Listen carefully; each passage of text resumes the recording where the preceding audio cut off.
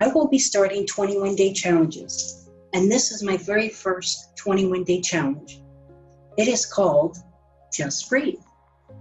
Sounds simple, right? Over my many years, I have heard of this phrase, but never understood the depth of it. When you think about it, you can live weeks without food, days without water, but only minutes without air. So in reality, our breaths are an essential part of our life. The quality of breaths we take are important, and why I'm doing this very first 21-day challenge, or why I'm doing this as my very first 21-day challenge. We consistently and without thinking about it, breathe throughout the day and even in our sleep, obviously in our sleep. When we consciously tune into the quality of your breaths, how are you breathing? Are they shallow, or are you doing deep breathing? When we are taking shallow breaths, we signal to the body we are in fear or flight or fight mode. Just think if you're in a forest or the Amazon, lost alone, it was dark, and you thought an animal was chasing you. At first, you would most likely take shallow breaths, like this, because you'd be afraid, right? I would be very scared. And in this situation, it is natural, but short-term, and our bodies can handle it. Doing the shallow breathing over the course of your lifetime, though is not good for us. It affects our long-term mental and physical health. Just think of the same situation again. Although at first you most likely would be taking breaths that are shallow, what would you do though to help protect yourself so you weren't hurt? You would take in quiet, deep, and slow breaths, holding them, and then letting them go as quietly as possible.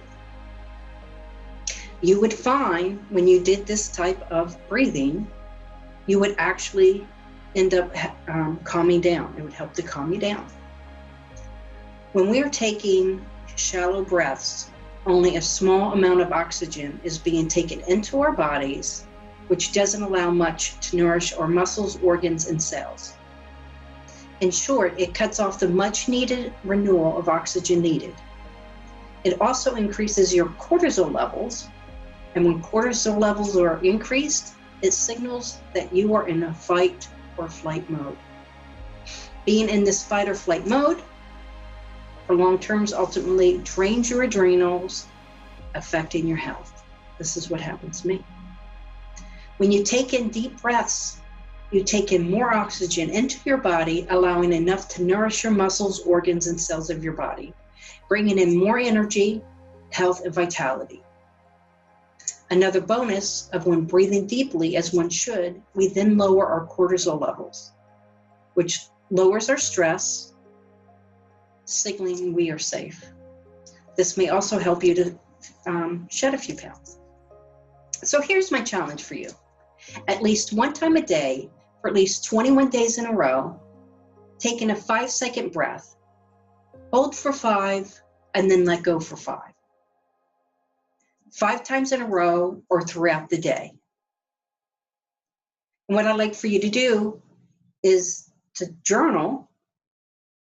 And if you're unable to journal, then just be conscious.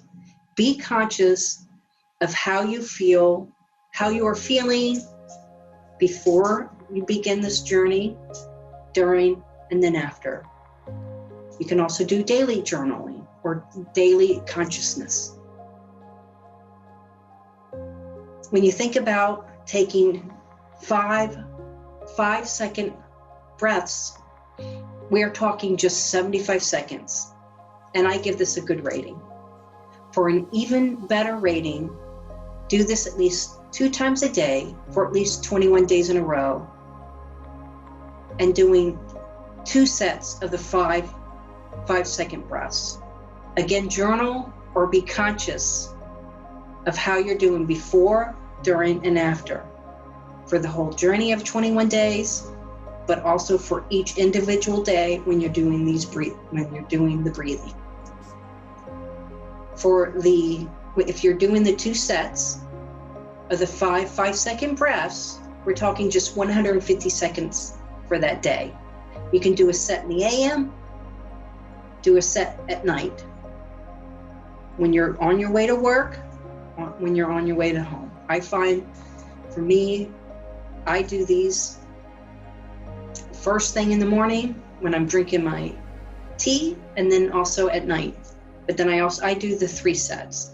So the next, which is the best, is to do 3 sets of the 5-second breaths. For that, we're talking just 225 seconds. That's just a little over 3.5 minutes. And I incorporate doing this during lunch as well. So we have many opportunities during the day to do this. Can you come up with what would be a great time for you? Whichever that time is for you, capture one for yourself. Please comment below to let me know how this challenge is going for you, or how it went for you. I look forward to hearing all of the success stories. Sharing them, also your journey, helps not only you, but helps others and encourages them. This is Reverend Sheila E. signing off. Until next time, first, be love, light, and abundance to yourself, and then you can for everyone else. Thank you, and namaste.